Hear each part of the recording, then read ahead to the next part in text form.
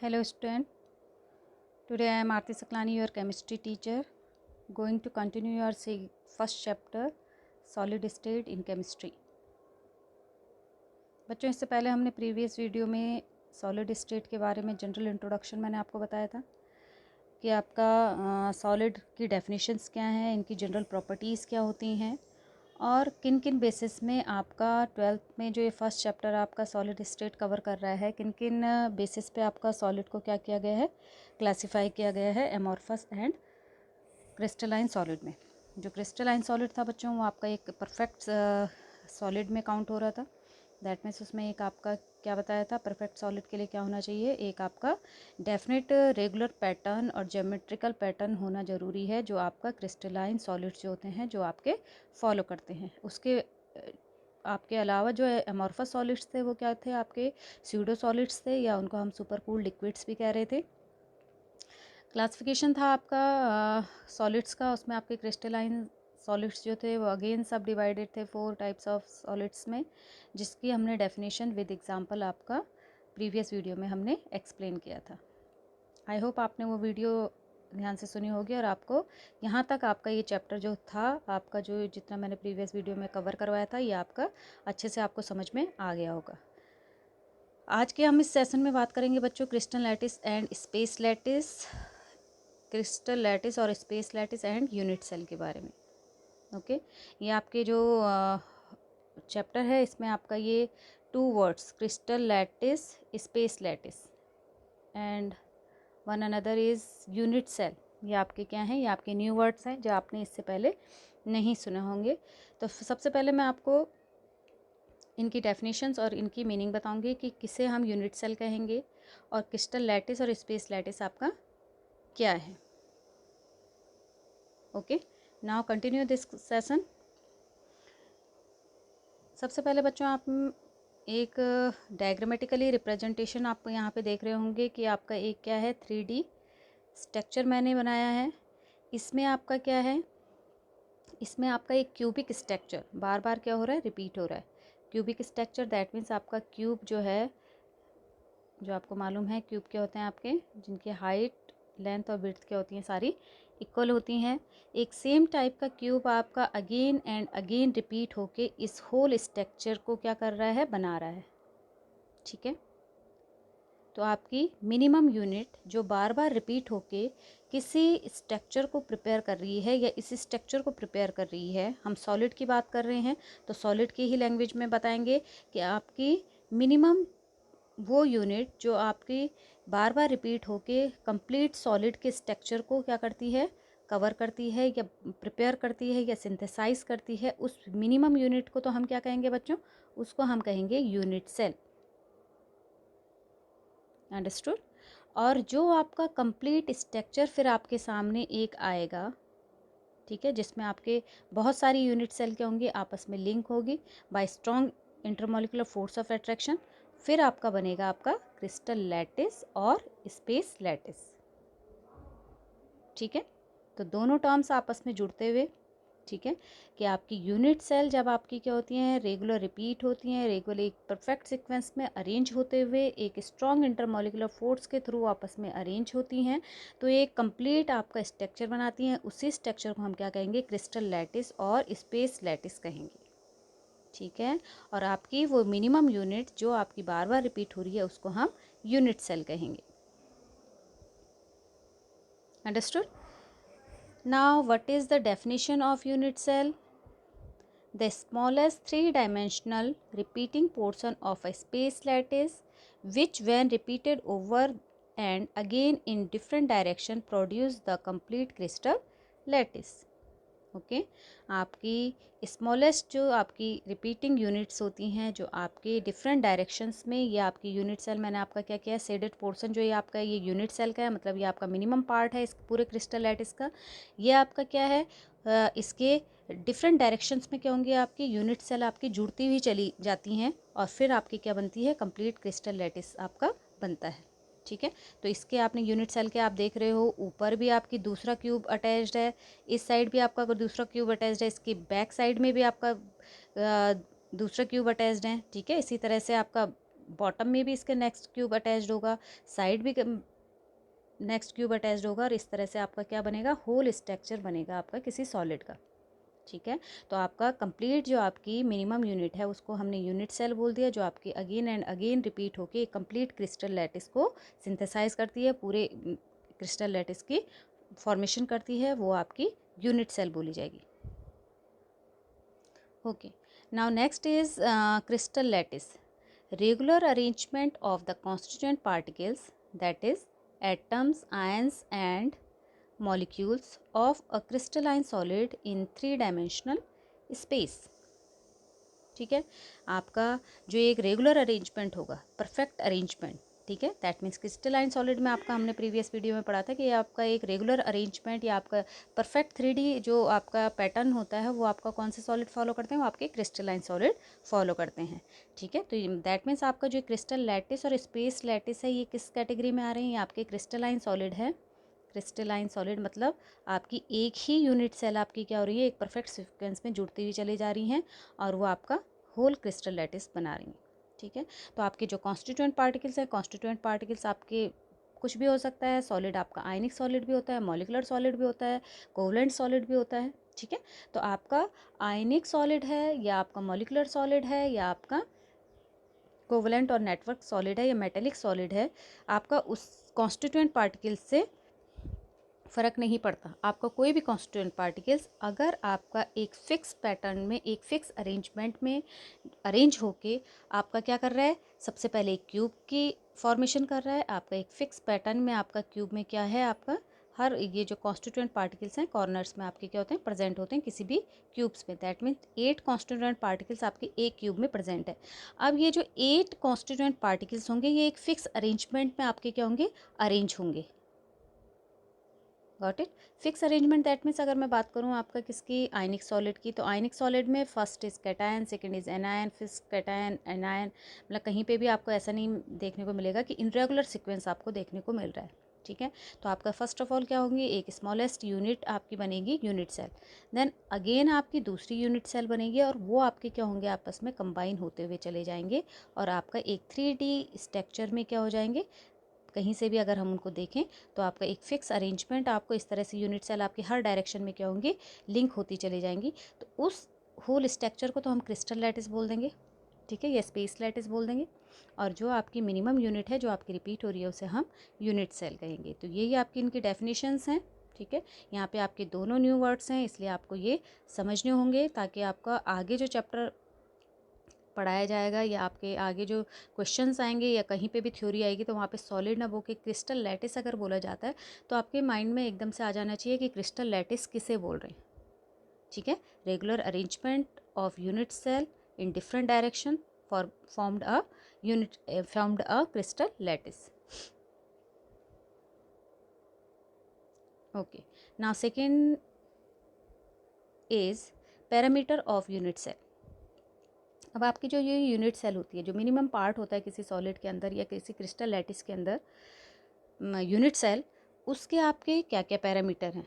ठीक है, parameter that means अगर हम एक यूनिट सेल की एक अच्छे से स्टडी कर सकते हैं, कर दें, तो आपका होल क्या है, होल हम क्रिस्टल लैटिस का नेचर बता सकते हैं, ये तो एक नेचुरल सी बात है। ठीक है, कहीं पे भी अगर हमने स्टडी करनी है, किसी मेटेलिक पार्ट की स्टडी करनी है या हमने किसी जेंट मॉलिक्यूल्स की स्टडी करनी है, तो हमें ज़रूरी नहीं है कि हम पूरे मॉलिक्यूल्स को उठा के लैब में लाएं। ठीक है, हम उसका एक पोर्शन, अगर एक पार्ट हम ले लें और उस पार्ट की क्या कर लें, स्टडी कर लें, तो आपका क्या हो जाता है, जो नेचर आपके उस पार्ट का होगा, सॉलिड के उस पार्ट का होगा, वही आपका आप बता सकते हो कि पूरे क्रिस्टल लैटिस या पूरे आपका जो भी मेटेलिक पार्ट है या जहाँ से भी आपने उस पीस को क्या किया, अलग किया है, पूरे पीस का भी नेचर वही होगा। ठीक है, तो सेम यहाँ पे भी वही कि क्रिस्टल लैटिस अगर हम पूरा होल स्ट्रक्चर क्रिस्टल लैटिस का मैं डिस्क्राइब ना करूँ, इस पूरे का अगर हमने नेचर फाइंड आउट करना है कि इस क्रिस्टल लैटिस का नेचर कैसा है, तो हम इसकी एक यूनिट सेल को क्या कर लें, अगर अच्छे से एग्जामिन कर लें और इसका हमें नेचर पता चल गया कि आपका जो ये यूनिट सेल है ये आयनिक सॉलिड है या आपका सॉफ्ट सॉलिड है या मॉलिकुलर सॉलिड है या नेटवर्क सॉलिड है, किस तरह से इसमें आयनिक जो कांस्टेंट पार्टिकल्स है आपस में अरेंज है, उस बेसिस पे हमें इस पूरे क्रिस्टल सिस्टम का क्या पता चल जाएगा, नेचर पता चल जाएगा। ठीक है, तो इसके लिए हमें इस पूरे क्रिस्टल लैटिस का नेचर जानने के लिए ज़रूरी है कि हमें पहले इस यूनिट सेल का नेचर पता हो। अंडरस्टूड। तो इसलिए हम सबसे पहले ये जानेंगे कि यूनिट सेल को हम किस किस तरह से आपका क्या कर सकते हैं, क्लासिफाई कर सकते हैं, या किस किस तरह से हम उसको एग्जामिन कर सकते हैं। ठीक है, तो कौन कौन से पैरामीटर है, किस स्केल पे हम क्या करेंगे, यूनिट सेल को एग्जामिन करेंगे। उसके लिए क्या है, आपके पास 6 पैरामीटर है किसी यूनिट सेल को नापने के लिए या मेज़रमेंट के लिए। आपके पास 6 पैरामीटर्स हैं। अब ये 6 पैरामीटर क्या क्या है बच्चों, यूनिट्स, जो आपका क्यूब है, इस तरह से आपका क्यूब, तो इसकी आपकी जो परफेक्ट क्यूब होगा उसकी क्या होंगी, मैंने कहा हाइट, लेंथ और विड्थ जो होंगी वो इक्वल होंगी। ठीक है, दैट मीन्स आपके सारे ये जो जितने भी एजेस हैं, ये साइड्स जो हैं, आप यहाँ पे इनको क्या बोलेंगे, एजेस, EGEDGES। ठीक है, ये एजेस जो हैं, edges, this one is 1 edge. ठीक है, and all edges are equal in a perfect cubic structure. ठीक है, सारी जो आपकी साइड होती हैं वो आपके क्यूब में क्या होती हैं, सारी इक्वल होती हैं। ओके, तो how many edges in a cube, कितनी एजेस होती हैं, 1 2 3 4 5 6 7 8 9 10 11 एंड 12। ठीक है, दैट मीन्स 12 एजेस आपकी क्या होंगे, एक क्यूबिक स्ट्रक्चर में प्रेजेंट है। ठीक है, या मैं ये बोलूँ 12 आपकी क्या होती हैं, साइड्स होती हैं किसी क्यूब की। ठीक, तो आप किस तरह से, कौन कौन से 6 पैरामीटर हैं जिससे हम क्या करते हैं, यूनिट सेल को मेज़र करते हैं, कौन कौन से पैरामीटर हैं। तो आपकी ये अगर मैं 3 एजेस लूँ, आपका कौन कौन सा है, सपोज़ ये आपकी जो एज है ये ए है, फिर ये आपकी जो एजेस है ये आपकी बी लेंथ है इसकी, और ये जो आपकी हाइट वाली एज है ये आपकी सी है। ऑल राइट, तो इन 3 एजेस को, इनको क्या बोलेंगे बच्चों, इनको बोला जाता है एक्सियल लेंथ। ये वर्ड्स ध्यान रखेंगे बच्चों आपके 6 पैरामीटर में। एक्सियल लेंथ है आपकी A B C. All right, now next is angles between B and C. This one, angles between B and C is called alpha angle. Okay, angles between A and C, this one is beta angle, and angles between A and B, this one is gamma angle. ठीक है, तो ये 3 angles, 3 length को हमने क्या बोला, axial length बोला, ABC, और जो 3 एंगल्स हैं उन्हें हम क्या बोलेंगे बच्चों, एक्सियल एंगल्स। कौन कौन से हैं, alpha, beta and gamma. Understood. तो ये 6 पैरामीटर के बेसिस पे हम क्या करते हैं, अलग अलग क्यूबिक स्ट्रक्चर की स्टडी करते हैं, और उस बेस पे हम अपने पूरे क्रिस्टल लैटिस का जो है उसका नेचर फाइंड आउट करते हैं, या इन सब के कितने क्लासिफिकेशन किए जा सकते हैं, इन बेसिस पे किस तरह से हम सॉलिड के अंदर जो क्यूबिक स्ट्रक्चर जो आपकी क्या है बेसिक यूनिट्स हैं उसको हम क्या कर सकते हैं, पहचान सकते हैं। इन 6 पैरामीटर की हेल्प से हम उनको अलग अलग क्लास में क्लासिफिकेशन करते हैं। ऑल राइट, आपका 6 parameter of a unit cell are edges ABC, that is also called axial edges, axial length, and angles is alpha, beta and gamma. A unit cell is characterized by 6 parameter ABC, alpha, beta and gamma. The angles alpha is between the edges B and C. The angles beta is between the edges B, C and A, and angles gamma is between the edges A and B. Okay, आपने ये भी ध्यान रखना है, आप alpha beta gamma जो है ये आप कहीं पे भी नहीं बना दोगे कि कोई भी एंगल आपका अल्फा है, कोई भी एंगल आपका बीटा है। ये आपने ध्यान रखना है कि अल्फा एंगल आपका कहाँ होता है, C and B axial length के बिटवीन जो एंगल बन रहा है वो अल्फा एंगल है। जो एंगल आपका axial length A and C के बीच में बन रहा है वो आपका बीटा एंगल है, और जो एंगल आपका एक्सियल लेंथ A और B के बीच में बन रहा है वो आपका गामा एंगल है। Okay, now next is unit cell. अब हम इस यूनिट सेल के बारे में आपका देखेंगे कि यूनिट सेल आपके कितने तरह की होती हैं।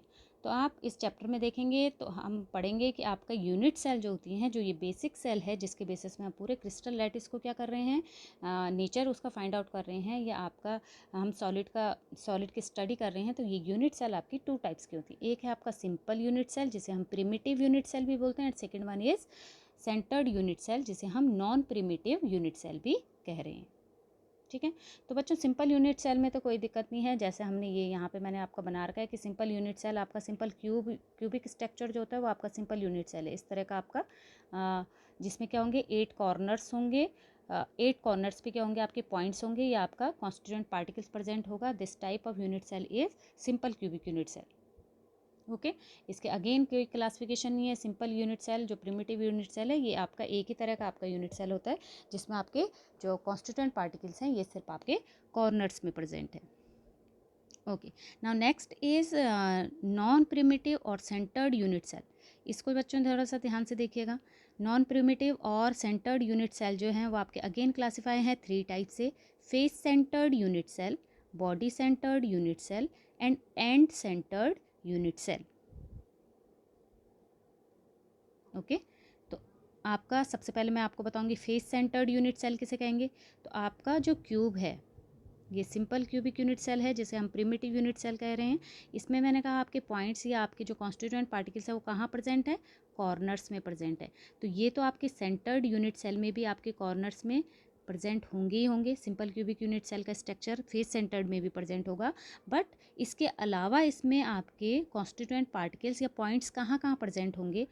फेसेस मतलब आपकी हर इसकी जितनी भी फेसेस, क्यूब्स की फेसेस कितनी होती है बच्चों ये भी आपका अब पता होना चाहिए। How many faces in are present in a cube.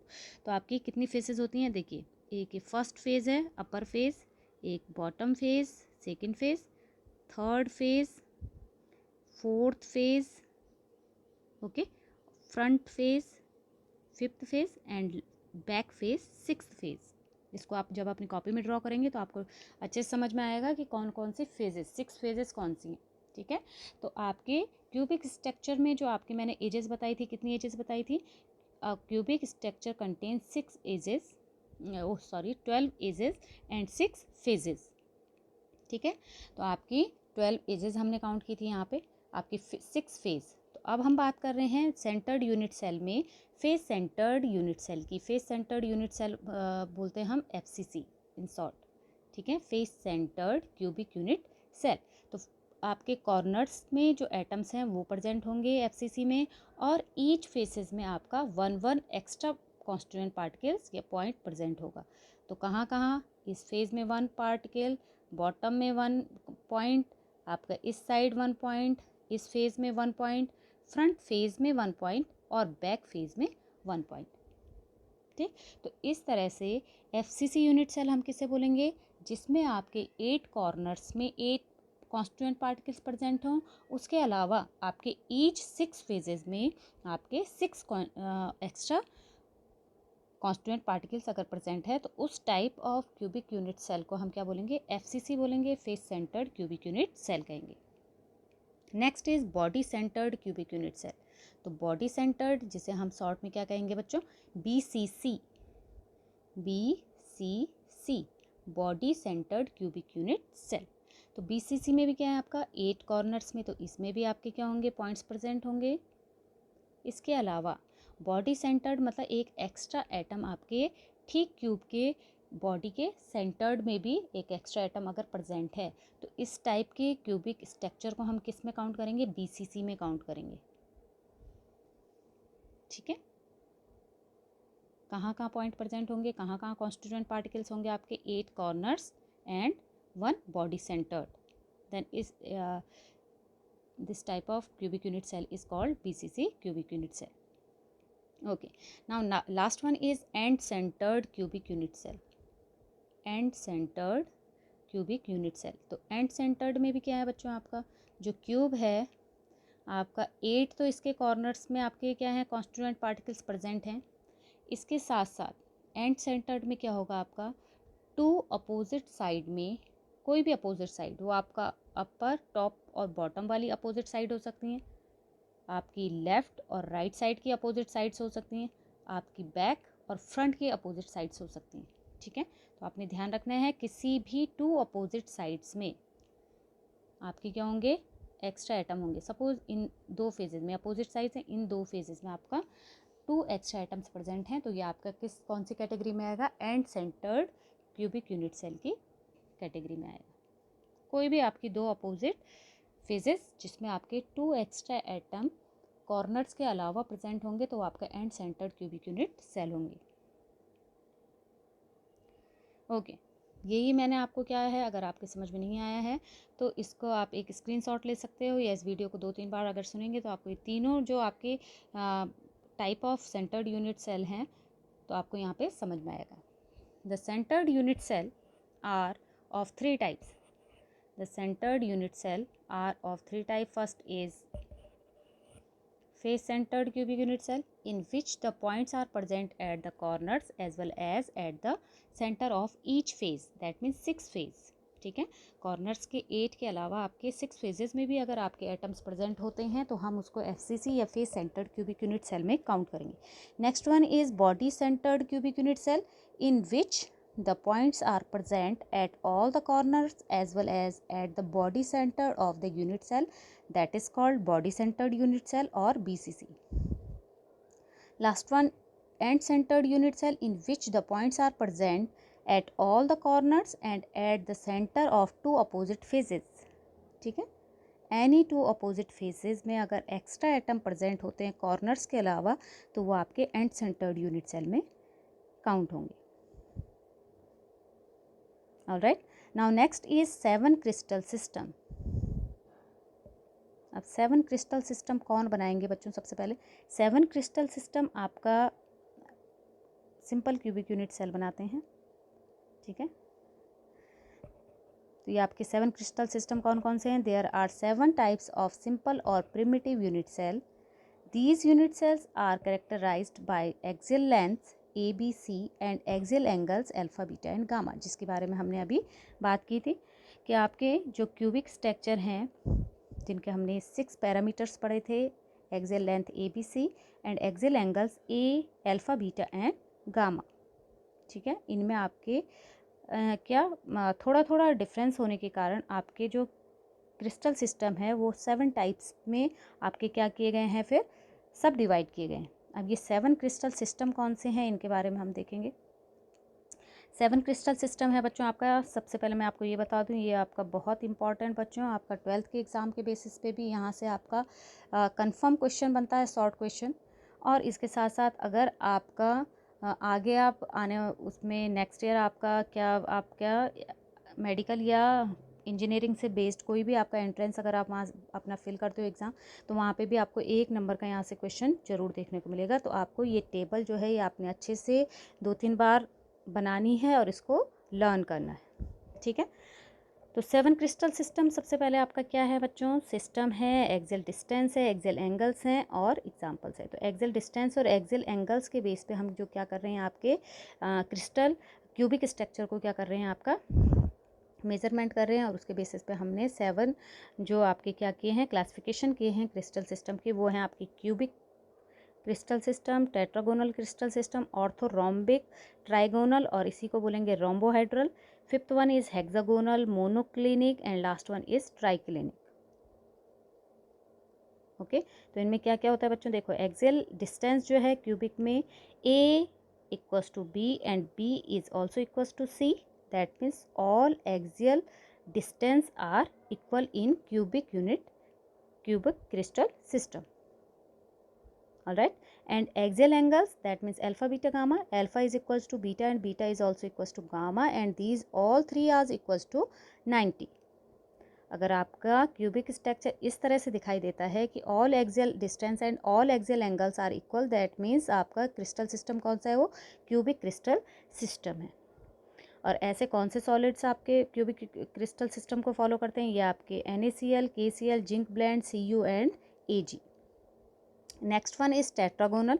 Tetragonal में जो एक्सियल डिस्टेंस है A equals to B but B is not equals to C, मतलब 2 एक्सियल डिस्टेंस आपकी सेम होंगी बट एक जो C आपकी एक्सियल डिस्टेंस है वो या तो AB से ज़्यादा होगी या AB से कम होगी, इक्वल नहीं होगी। Okay, and axial angle alpha equals to beta and beta equals to gamma and these all are equals to 90. Angles आपके तीनों आपके 90 के इक्वल होंगे. ठीक है, एग्जाम्पल्स है इसके white tin SiO2, TiO2 and calcium sulfate. Next is orthorhombic. A is not equals to B and B is also not equals to C. That means 3 axial distance all are different. ठीक है, तीनों distance जो होंगी आपकी अलग अलग होंगी. And axial angles alpha equals to beta and beta equals to gamma and all 3 angles are equals to 90. Examples are rhombic sulphur KNO3 PbCO3. Next one is trigonal A equals to B, B equals to C. That means आपके all axial distance are same in trigonal or rhombohedral and axial distance, axial angles are alpha equals to beta and beta equals to gamma and these all three are not equals to 90. Example is calcite CaCO3, cinnabar HGS and SP, antimony. Next one is hexagonal. Hexagonal A equals to B and B is not equals to C. Axial angles in hexagonal alpha equals to beta and beta equals to 90 but gamma equals to 120 degree. Examples graphite, ZNO and CDS. Sixth one is monoclinic. A not equals to B and B is not equals to C. And axial angles in monoclinic alpha equals to gamma and these two are equals to 90 but beta not equals to 90. Example monoclinic sulfur hydrated sodium sulfate. Last one triclinic. A is not equals to B and B is not equals to C. Axial angles alpha is not equals to beta and beta is also not equals to gamma and these three are also not equals to 90. Examples are H3BO3, CuSO4.5H2O that means आपका hydrated copper sulphate आपका triclinic होता है और K2Cr2O7 मतलब potassium dichromate आपका triclinic crystal system को follow करेगा. तो दीज 7 क्रिस्टल सिस्टम आपको इन्हें लर्न करना है विद एग्जाम्पल और इनके एक्सियल डिस्टेंस और एक्सियल एंगल्स. ठीक है, बहुत डिफ़िकल्ट नहीं है. आप इसको 2-3 बार अगर वीडियो सुन के आप इसको क्या करते हैं रफ़ में बनाने की कोशिश करते हैं तो आपको ये ईज़िली लर्न हो जाएंगे. जहाँ तक आपका सिस्टम को लर्न करने की बात है आप इनकी इनिशियल से याद कर सकते हैं. CT, OT, HMT. तो C for cubic, H for CT, C for cubic, T for tetragonal, OT orthorhombic, trigonal, HMT hexagonal, monoclinic and triclinic. Easily learn हो जाएगा CT, OT, HMT. Okay, axial angle और axial distance आपने learn करनी है with example. अच्छा, one more thing बच्चों, इसमें आपको कुछ याद भी रखना है. जो आपका फर्स्ट क्यूबिक क्रिस्टल सिस्टम है that means cubic crystal system, इसको बोला जाता है मोस्ट सिमेट्रिकल सिस्टम. और मोस्ट सिमेट्रिकल सिस्टम की कैटेगरी में से क्यों रखा? Because axial distance as axial angles all are equal. ठीक है, A equals to B and B equals to C. Axial distance जो थी वो तीनों आपकी इक्वल थी और एक्सियल एंगल्स जो थे alpha equals to beta and beta is also equals to gamma. These are also equals to 90. इसलिए आपका क्या बोला जाता है क्यूबिक स्ट्रक्चर को? Most symmetrical crystal system. Okay, now next is triclinic, last one, 7th crystal system जो है ये आपका मोस्ट अनसिमेट्रिकल क्रिस्टल सिस्टम है. अब इसे मोस्ट अनसिमेट्रिकल क्रिस्टल सिस्टम क्यों बोला? Because axial distances and axial angles all are unequal. ठीक है, A is not equals to B and B is also not equals to C and all angles alpha, beta, gamma are not equal with each other and these are not equals to 90. So this one is most unsymmetrical और cubic structure is most symmetrical. बहुत important question आपका आगे competition base में भी आपको देखने को मिलेगा बच्चों. तो आपने इस तरह से ये आपने कंप्लीट जितना मैंने इस वीडियो में बताया और आपका ये आपको तभी समझ में आएगा जब आप प्रीवियस वीडियो को थोड़ा सा 1-2 बार सुन लेंगे. तो जितना अभी तक मैंने आपका आई होप आपको जितना ही सॉलिड स्टेट मैंने आपको क्या किया है बताया है आपको अच्छे से आप समझ गए होंगे कि किस तरह से हमने इसे पढ़ना है. ठीक है, आपके डिफरेंट टाइप्स के जो सॉलिड फर्स्ट वीडियो में मैंने आपको बताए थे, तो आप उसको पहले आप अच्छे से प्रिपेयर करें। वहाँ से भी आपका 1 और 2 मार्क्स में एक क्वेश्चन बन सकता है बोर्ड में। उसके अलावा आपका जो सेकंड पार्ट मैंने बताया, यहाँ से आपकी every definition, every notes are important. आपका कुछ भी यूनिट सेल हो, क्रिस्टल लैटिस हो, आपका स्पेस लैटिस से रिलेटेड कोई भी डेफिनेशन पूछी जा सकती हैं। ये 7 टाइप्स के क्रिस्टल सिस्टम पूछे जा सकते हैं। बॉन्ड पैरामीटर से रिलेटेड कोई चीज़ पूछी जा सकती हैं, या आपके जो टाइप्स ऑफ यूनिट सेल मैंने आपको बताया FCC BCC, वहाँ से आपका कोई शॉर्ट क्वेश्चन पूछा जा सकता है। जैसे कि आपको मालूम ही है, अगर मैं सिर्फ CBSE बोर्ड की बात करूँ तो पहले आपका जब ये चैप्टर आता था सिलेबस में, तो आपका ये चैप्टर 4 to 5 मार्क्स में कवर करता था बोर्ड एग्ज़ाम। ठीक है, अब बीच में 2-3 साल ये आपका क्या था, सिलेबस में नहीं था। अब इस साल ही ये आपका क्या किया गया है, CBSE ने इंक्लूड किया है दोबारा 12th में। तो आपका इसको इंक्लूड करते ही आपका क्या हो गया, CBSE ने अपना 30% सिलेबस भी रिड्यूस किया है। दैट मीन्स जो टोटल 16 चैप्टर थे NCERT में, वो आपके 3 चैप्टर आप क्या कर दिए गए हैं, कम्प्लीटली आपके हटा दिए गए हैं। और आपका जो 70 मार्क्स का जो एनुअल क्वेश्चन आयर आएगा आपका, या हाफ ईयरली में क्वेश्चन आयर बनता है आपका, उसमें जो है पर चैप्टर जो वेटेज है वो आप अपने आप ही मान के चलिए कि वो 1-1, 2-2 नंबर आपका बढ़ जाएगा। तो सॉलिड स्टेट से भी आपका 7 to 8 मार्क्स यहाँ से आपके क्या कर सकता है, बोर्ड इस बार कवर कर सकता है।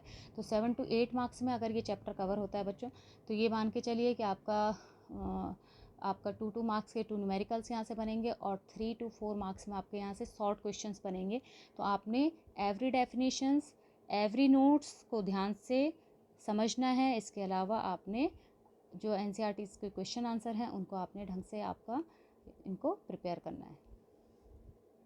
आई होप आपको ये वीडियो पसंद आया होगा। Thank you for watching.